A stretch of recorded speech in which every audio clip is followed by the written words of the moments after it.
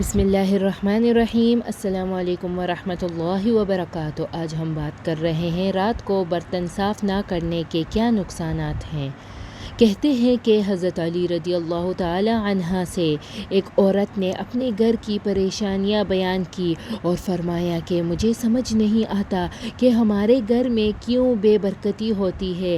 اس پر حضرت علی رضی اللہ تعالی عنہ نے دریافت فرمایا کہ کیا تم رات کو برتن دھو کر سوتی ہو یا جھوٹے برتن اسی طرح سے چھوڑ کر سو جاتی ہو؟ تو اس عورت نے کہا میں تو رات کو برتن ویسے ہی چھوڑ کر سو جاتی ہوں۔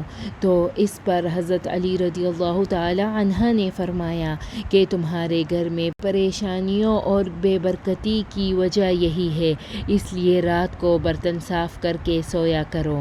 اس بات سے معلوم ہوا کہ رات کو جھوٹے برتن نہیں چھوڑنے چاہیے، اور اس بارے میں سائنس کا بھی یہ کہنا ہے کہ اگر برتنوں کو زیادہ دیر کے لیے گندے چھوڑ دیے جائیں تو ان میں نقصان دہ قسم کے بیکٹیریا پیدا ہو سکتی ہے جو کہ مختلف بیماریوں کا سبب بن سکتی ہے۔ اور ظاہر سی بات ہے کہ جب برتنوں میں کھانے پینے کی اشیاء ہوگی تو مختلف زہریلے کیڑے مکوڑوں کا بھی ان میں چلنے پھرنے کا خدشہ ہوتا ہے، اس لیے بہتر ہے کہ رات کے برتن رات کو ہی دھو لیے جائیں۔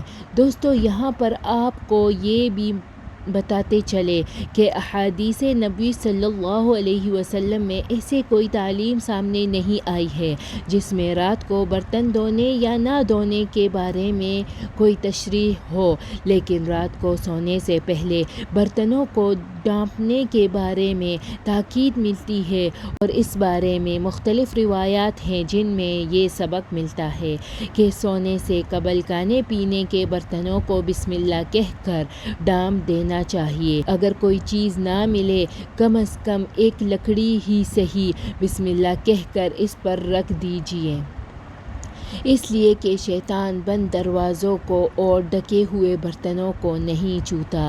ایک اور حدیث میں ہے، آپ صلی اللہ علیہ وسلم نے اس کا سبب یہ بیان فرمایا ہے کہ سال میں ایک رات ایسے آتی ہے جس میں وبا اور بلا نازل ہوتی ہے، اور جس چیز کا منہ بند نہ ہو اور جو برتن ڈھکا نہ ہو، اس میں یہ وبا اترتی ہے۔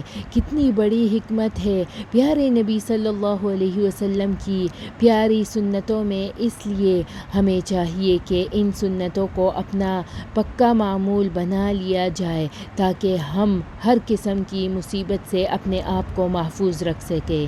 اللہ سے دعا ہے کہ اللہ ہمیں آقا صلی اللہ علیہ وسلم کی تعلیمات پر عمل کی توفیق عطا فرمائے۔ آمین ثم آمین۔